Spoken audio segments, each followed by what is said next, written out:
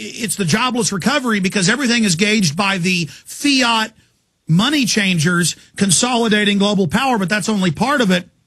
Demonizing the U.S. and England's name worldwide with wars, putting our troops under UN control, DHS reports demonizing gun owners, conservatives, those that don't like the New World Order or want to end the feds. Suddenly they have Stasi TV ads, spy on your neighbor. Suddenly they've enlisted, gotten the Girl Scouts to spy.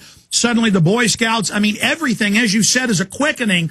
It has gone a quantum level leap into Maoist level hell. They are definitely launching their operation. So go through that, go through the flu, go through what David Icke sees happening, but also as the tyranny comes in like a flood, liberty is coming in, the mass awakening you're witnessing. See, the thing is that it's a simple equation. The more you centralize power, the more power you have to centralize even quicker. And that's why the process of centralization has got faster and faster and faster through the 20th century, eventually reached the point where it was so blatant it was given a name, globalization. And that's gone on and on and on. And as more and more power has been centralized, it's had the power to centralize quicker. So the whole thing is getting faster and faster. And the other thing, I mean, we've only got half an hour today, Alex, but, you know, it's something that I've been writing about and I'm getting much, much deeper and more understanding about as the days pass now.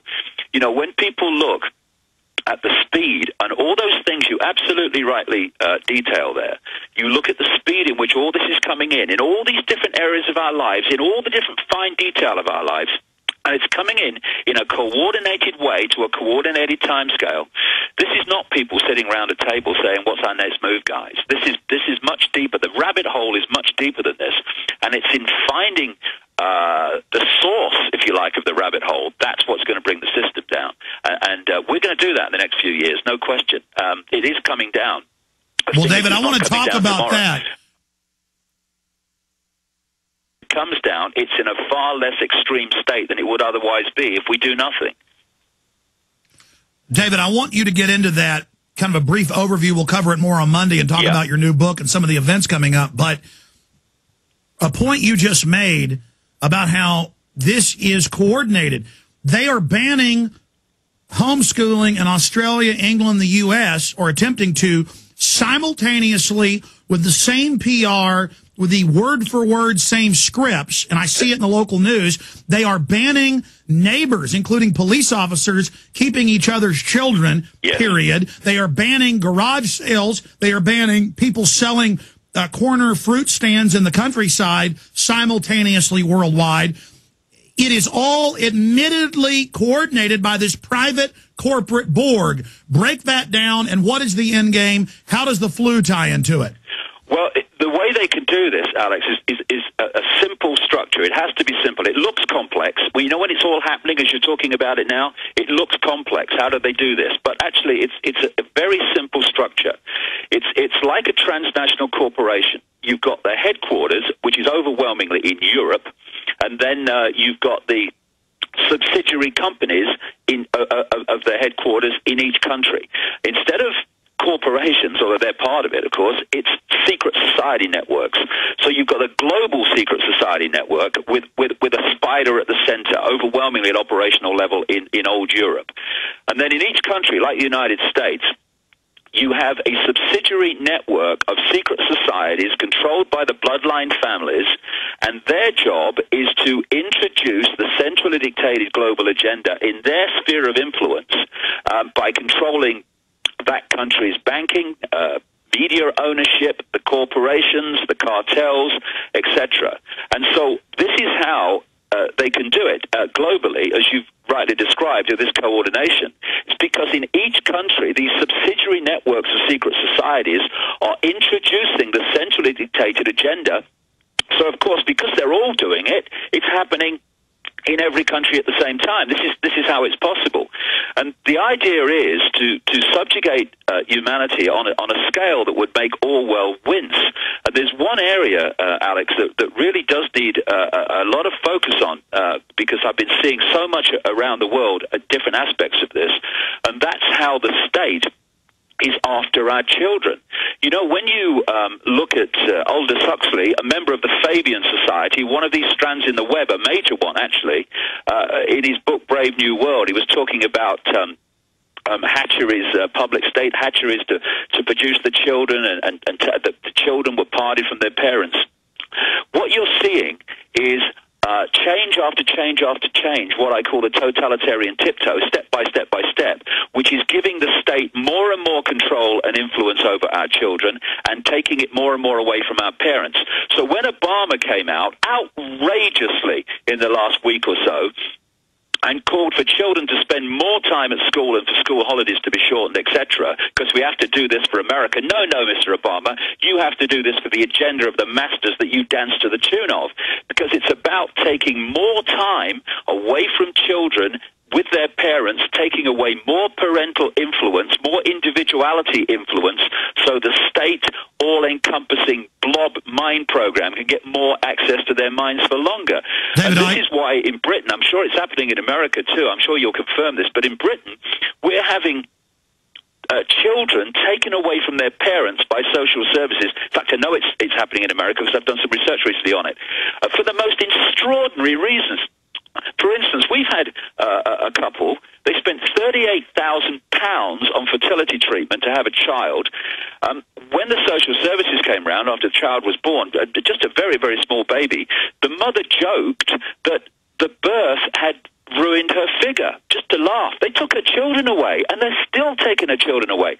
And then what the social services say is, if you want to see your children at all, like once a month or so, then you must not challenge our decision. Otherwise, you're never going to see them again. This and is you what's must going pay on. And them. it's not kind of here and there, one time in a million. It's becoming more and more constant, more and more common. And it's all David, part let me of this throw this process out. Let me throw this described in out. Brave New World.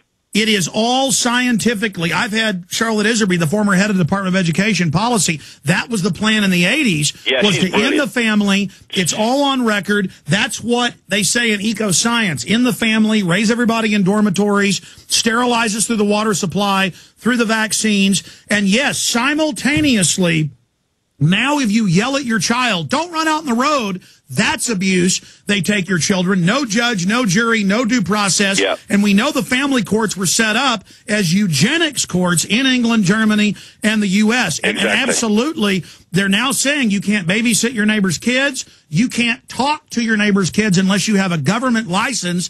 And I talk to people that live in England. It's happened to me when I've been there. They come up to you and ask, why are you walking your dog? Are you a criminal?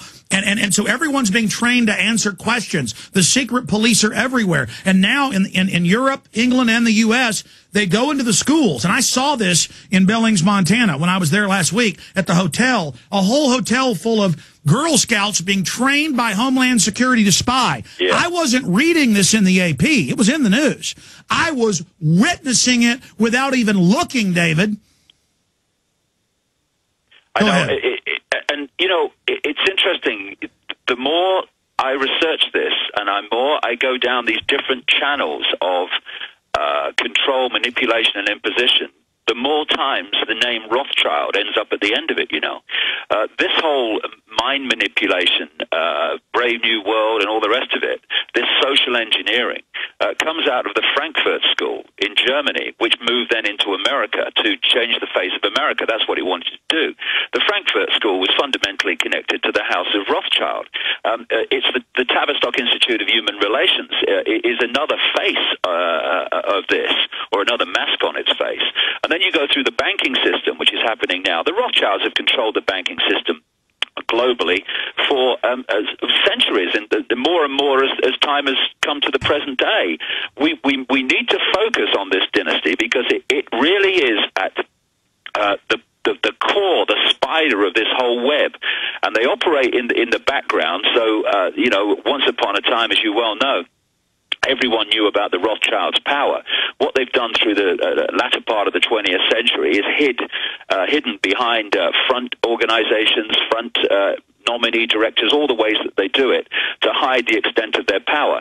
It's like the Rothschilds are not as powerful as they used to be. Are you kidding? They're more powerful than they've ever been. Well, that's what I've researched, is every time I research a group, a power group, a takeover, the environmental movement, the carbon tax, it's always Rothschild, and which is intermarried with the British royals. Are you saying they're greater than the German house of Saxe-Coburg-Gotha? You're saying at the very center is the Rothschilds. I'm saying that at operational level, all roads lead to the Rothschilds. You see, you've only got to do some simple background research, never mind detailed background research, into Israel, and you realize very quickly from the start, Israel is not Israel, the land of the Jews. It's Rothschild land. The Jews are being played like a violin in Israel and being set up for some appalling things in the future, because the Rothschilds own the place.